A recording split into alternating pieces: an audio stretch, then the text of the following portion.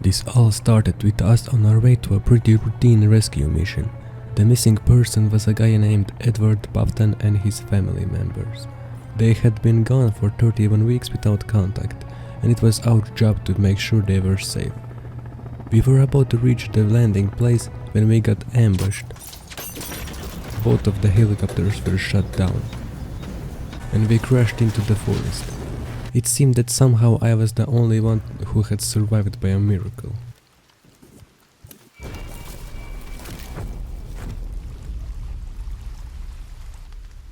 As soon as I woke up, I was relieved to realize that my friend Kelvin had also made it. But he was in rough shape. He seemed to be out of it. He was bleeding from his ears, and I realized his hearing ability might be damaged.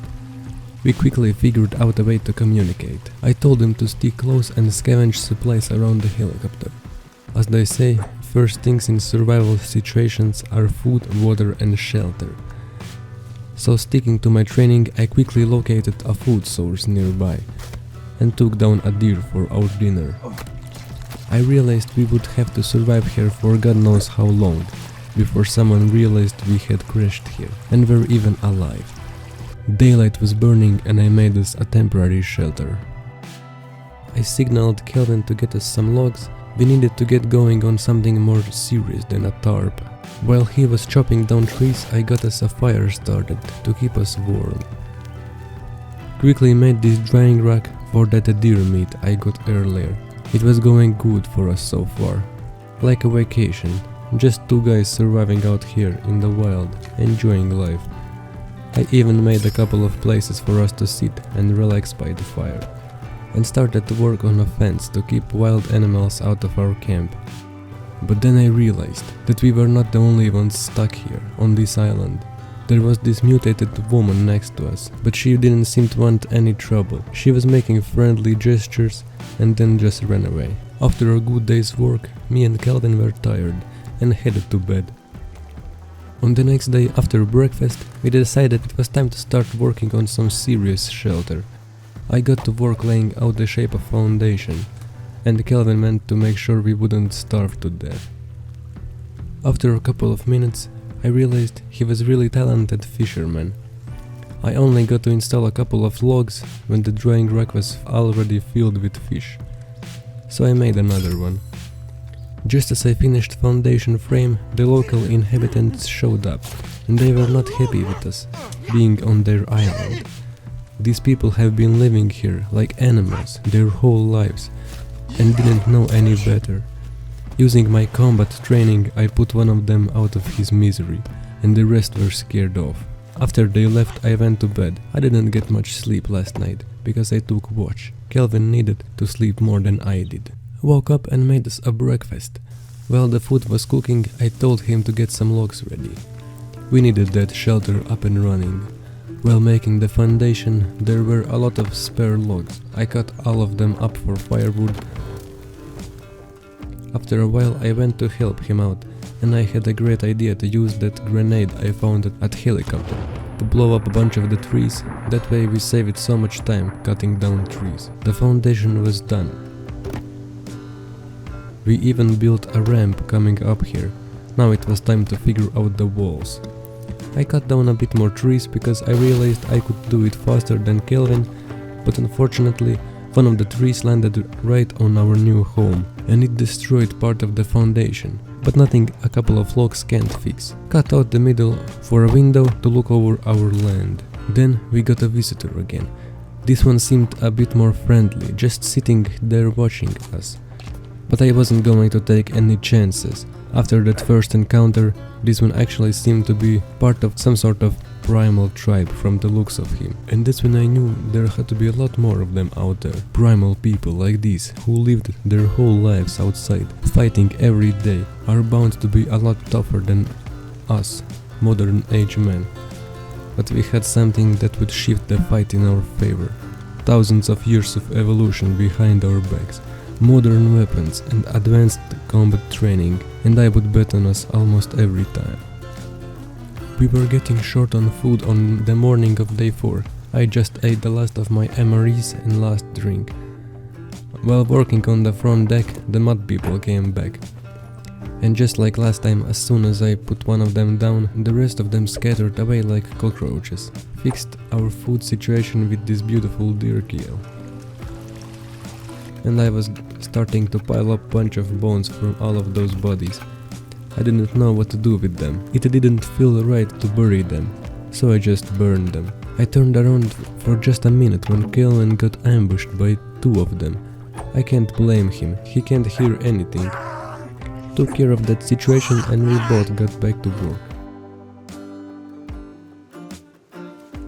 The three-legged woman showed up again. She watched us for a while, but then I guess she realized we are not those covered in mud tribal psychos and might be actually friendly. So she got curious and came closer. She had to have been out here for a while. She just killed a rabbit in front of me and ate it. I sat there in disbelief, not moving a muscle, to not scare her. She sat there for a while and then moved on. By the morning of the next day, the frame of the house was coming together, when that woman was hanging out with us more and more. The goal was to finish the house completely by the winter, so we wouldn't freeze to death.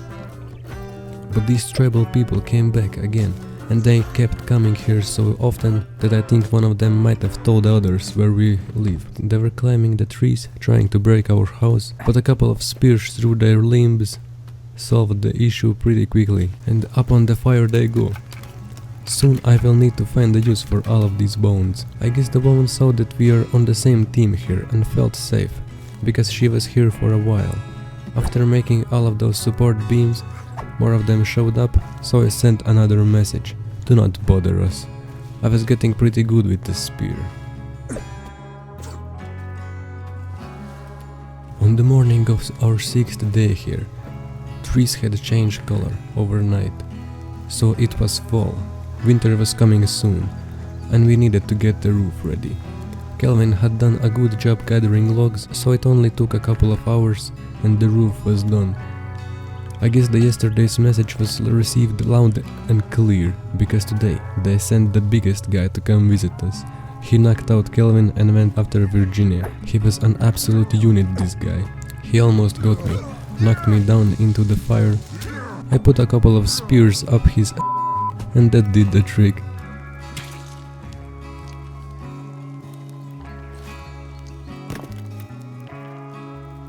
The next day I thought it was the time to explore a nearby cave, and I encountered something unnerving here. There were mutated people who had some sort of layer covering their entire body. This stuff was straight out of a horror movie. Their skins were really thick, so I skinned them and put their skin around me to act as armor. Going further around the corner was this huge thing. He seemed to be stuck and suffering, so I used the conveniently dropped explosives nearby him to put him out of his misery. There were more dead bodies of people who came here before me, and of course more mutants. This cave was going on forever. When I finally got to the end, there was a rope gun, which will come in handy later. When I got out of the cave, it was middle of the night. One of these dudes had escaped the cave and I almost got a heart attack. The cave exit was right next to our house, so I went to sleep. I told Kelvin to finish the lookout tower and went to drink. When I turned around, another one of these dudes had showed up. This one was really motivated to destroy our home. After putting like 10 spears through him, he fell. Kelvin was so shook from this encounter, he had trouble walking, so I helped him out. While Kelvin was at home working on the base, I went to explore the island. It was absolutely gorgeous. I get why they would want to live here. Then I stumbled into another cave entrance and decided to check it out. It wasn't a normal cave, this was some sort of bunker. There were a lot of supplies and even a working 3D printer. I printed out some arrows and a water flask and some sort of mask, no idea why it was even an option. I also printed out some grappling hooks and hooked them up to ropes, so I could use that rope gun later. Then I went to take a nap here, got out of the cave and headed to the beach. There was another body and a bunch of more supplies, so while listening to the radio I went through the stuff. The GPS was pointing me towards the life raft, so I got there to check it out.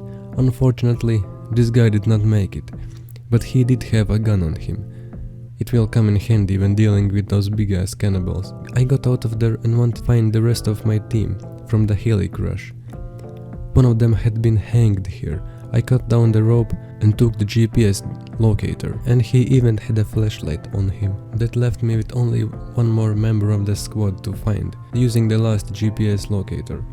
So I went there, but on my way there I decided to check out another cave. It was filled with these monsters that had their ribs torn open, and they were acting as teeth or fingers. I can't even begin to describe the horror. Without any questions, I started blasting the shit out of these things. But I quickly ran out of bullets, so I switched to my 3D printed arrows. At the end of this cave was a rebreather, but I was trapped here with a shark. I wish I didn't use all of my bullets getting in here. After unloading all of my arrows into this shark, I could now pass safely and get out of this cave. As soon as I got out, Kelvin was there covered in blood. So I guess he didn't have the easiest day either. I made us a shelter and we slept. On the morning of day 10, Virginia had also found us, and I guess she was fully on board with us. She wasn't scared anymore, even brought us a stick to show that she was on our side and ready to contribute.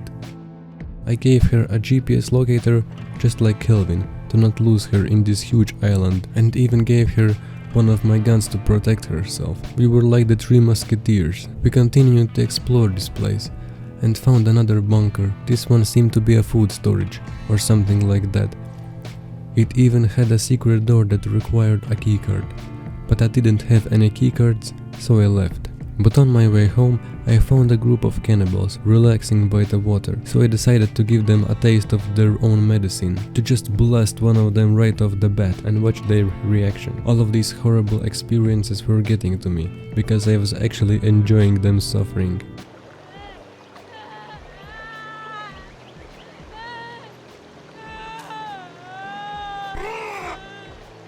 Left no witnesses and went further, stumbled into their camp and decided to return the favor by stealing their stuff. I've got to admit, it was a nice camp. They had some beautiful tunes playing on the radio. I had one last stop on my way to home, and it was another cave, and you won't believe what happened in that cave, so stay tuned for part 2.